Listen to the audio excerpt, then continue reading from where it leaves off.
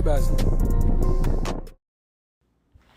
What these people doing with Brujo picture in Haiti? Brujo is like American. He was born in America. That shit crazy, man. Like, what the fuck is these Haitians in Haiti doing with Brujo picture, man? Bendiciones, everybody. Alafia. So, as you guys know me, I love to make teaching moments out of scenarios and events. Even when I partake in the chaos, I'm one that's always teaching. And that's one thing you will learn. Even when you see me make videos where I indulge in a beef, you still learn something in it, right? And so I thought that I would take this moment to make a very teachable moment about Ashe and the importance of Ashe um, in relation to how it can be weakened in your life or strengthened in your life. So, as you've seen in the beginning of this video, as I used as the intro, uh, you know, a person, an enemy of mine, who people know as Bakur Elmira, basically sent my picture off to Haiti for the Haitians to do work, right? And it's interesting because, you know, he didn't do the work himself, if you noticed. And there's a reason for it. There's a reason for it. Okay. And see, when you listen to me, you're going to learn how to not get your Ashe diminished and weakened. Okay. So pretty much, I did an interview recently with the next client of his. Okay. And in that interview, the client spoke of the work that Elmira was doing for her initially was being effective. It was having an effect. Okay. And then as time went on, you know, me and him end up getting into our spat. And next thing you know, the work freezes up. Her money freezes up. The work that he was doing on her enemies freezes up. Her enemies go from doing not so good to thriving and doing better than ever. How does this happen? To understand how this can happen, you have to understand Eshu and the role that Eshu plays in African spirituality, no matter where you go, no matter what tradition that you go into. Okay? This is very important to understand, family. And so before we get into that, I would like to just play a short clip of Elmira talking about Papa Legba. Okay. I tell you, if you're in a culture, you're in a culture, you get it like that. Thank you. Atsi Bonit Legba. Thank you. You ever work with Legba? You're not a Legba person. That's good. Kudos, man. I'm not a Legba person either.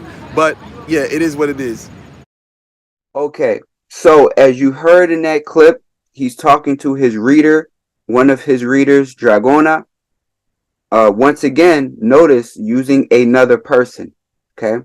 So he's talking to one of his readers, Dragona, and he's talking about how he basically does not utilize Papa Legba. He does not work closely with Papa Legba. And anybody that knows anything about anything knows how important Papa Legba is to work. Interesting.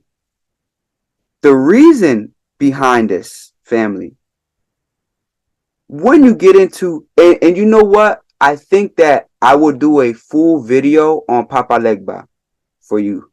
I think I will do a full breakdown of Legba. You know, as much that I can put forth on YouTube. I will put a video about Legba, the importance of Legba, how Legba came to be. Okay. But here I will just touch on Legba slightly. Legba is descended from Eshu. Okay? So when you talk about Eshu, and this can sound a little complicated, but Eshu is an Orisha and isn't an Orisha all at the same time. And this goes back into a creation story that I will probably get into another time.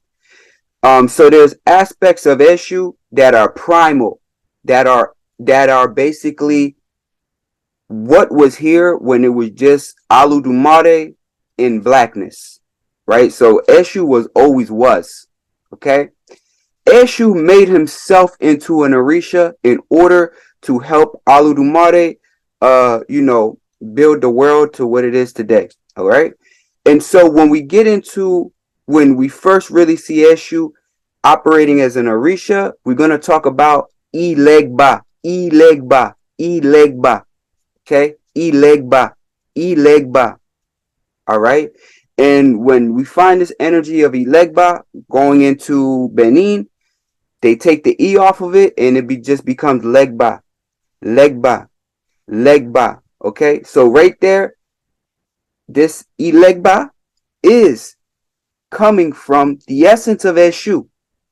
So Ilegba, Eshu, they're the same energy, right? And then we get into Benin, and it's Legba, still the same energy as Ilegba, still the same energy as Eshu.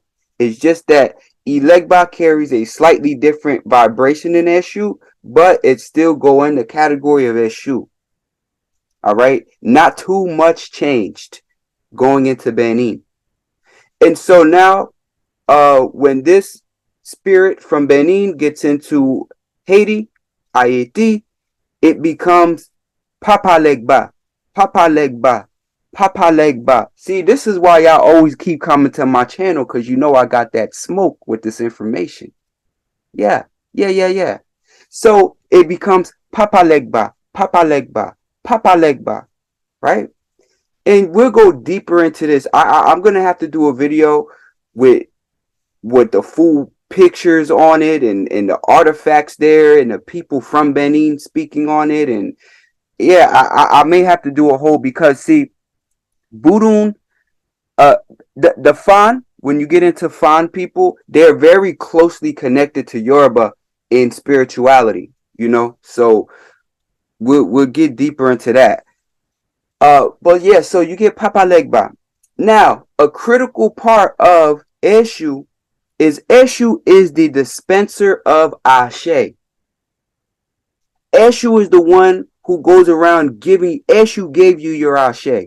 See, because when you talk about Eshu, you're talking about the ancestor of Papa Legba. You're talking about the grandparent of Papa Legba. When you talk about Eshu, it's not that Papa Legba is Eshu, but Papa Legba derives from Eshu. He is the essence of Eshu that came into the Caribbean as its aspect of Papa Legba. Now we see this manifest in many ways amongst different cultures in the Caribbean, okay, with this crossroady spirit, right? But we're just going to focus on Legba for right now, and we're going to focus on Eshu. Me, as a child of Eshu already, y'all already know how I get down with this information.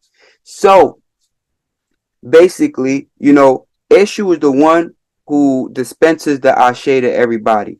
And see, when we get into Haitian voodoo, a lot of people like to disconnect Yoruba tradition somehow from it, because they like to just say, oh, we're Haitian voodoo. But you can never take Yoruba out. Why? Because even when you're talking to a Gufarai, what do you say? Awo Shenago. What is an Awo? An Awo is a name that we give to priest and Ifa. Okay, so Awo Shenago literally means may we have favor with the spirits from Nigeria. Nago, referring to the Nago nation, which are a group of spirits that mostly descended from Nigeria.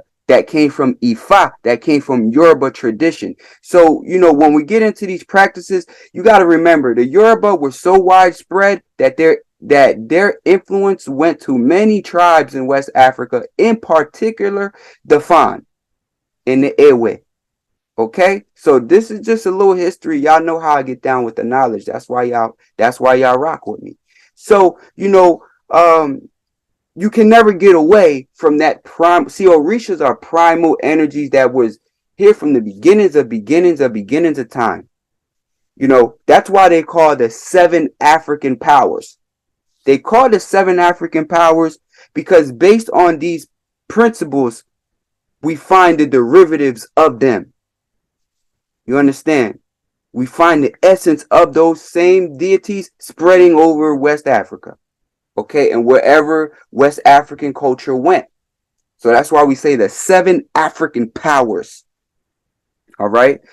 And so Eshu is the distributor of Ashe. He's the one who sprinkles the Ashe onto you so that you can have the power to manifest things, so that you can have the life force to get things done, right? Eshu is who gives you that. Ashe. Ashe is more than a word that means amen, or so it be done, or with power. It's more than just that. Ashe is also that life force energy that allows you to do work, that allows you to do maji, that allows you to be able to move spirit with strength and command. Ashe. And so, as Eshu being the distributor of Ashe, and the one that allows things to pass through that crossroad or not pass through the crossroad, you can afflict another person's life force.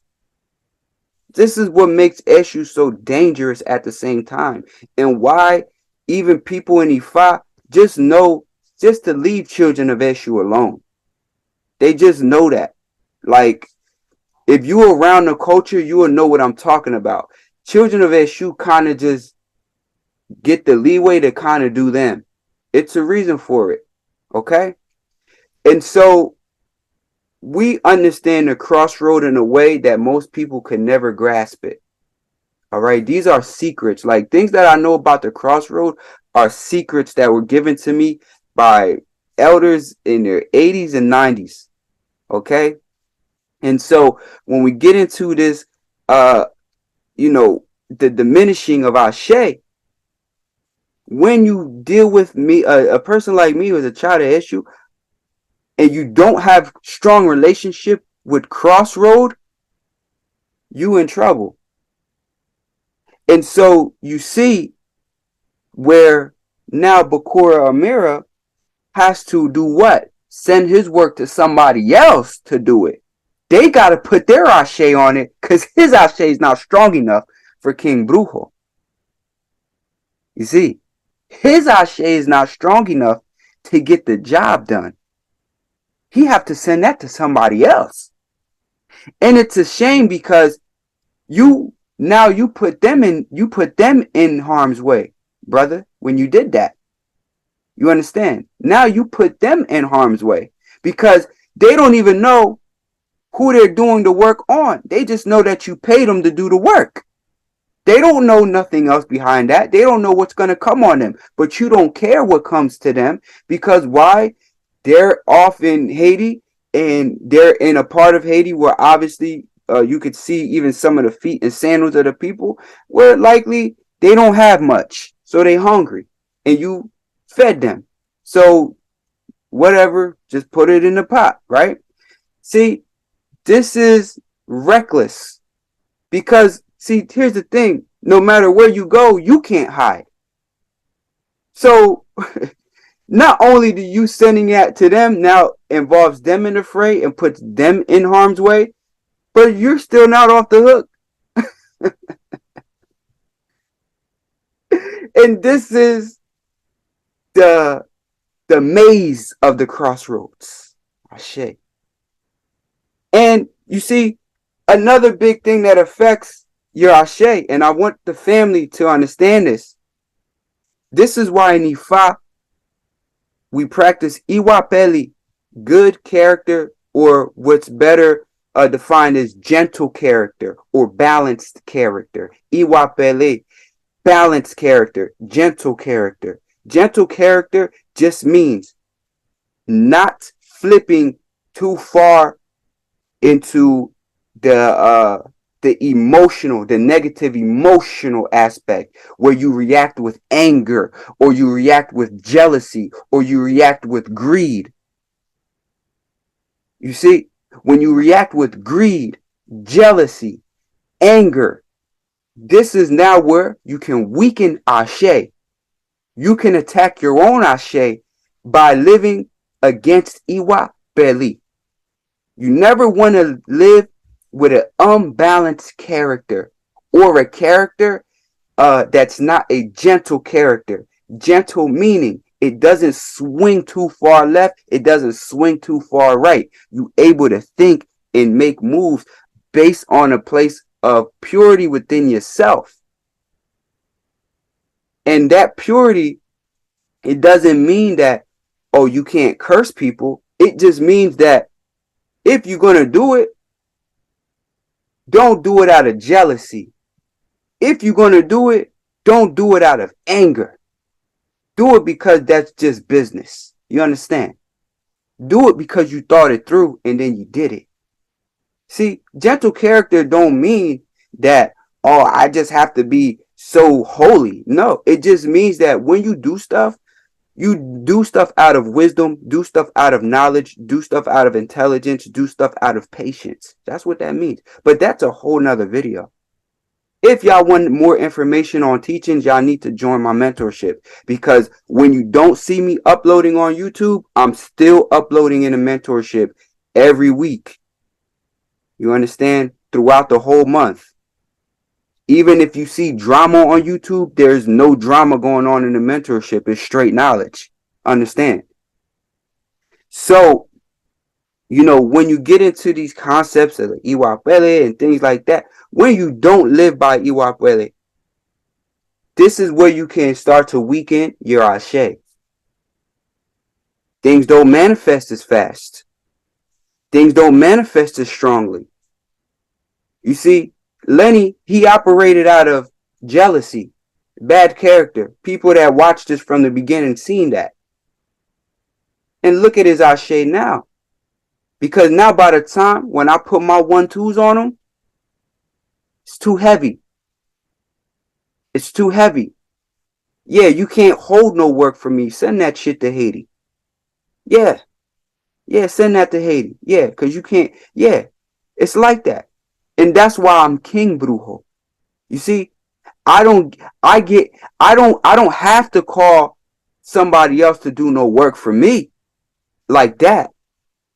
I'm the plug. That's why people love me. Because they know that I put my hands on the work when I give it to you. They know that when you book the reading, I have my Ashe. I have my ancestors looking into things. They understand that. And that's why they always going to come to me. And it allows me to charge a cheaper price than the average practitioner. Even though the quality of work is better. Ashe. And that's why I'm King Brujo. See, when you the plug, you don't have to call nobody in Haiti to curse somebody. You'll just do it. And you won't lose Ashe doing it. Because that's another thing that he said. Oh, when you're doing curses, maybe you can run yourself down. No, you run yourself down because you don't even work with Legba for real. So you don't even really understand the crossroads 100%. You just understand it enough. You see.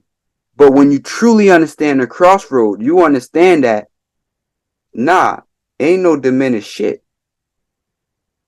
Because you understand the crossroad.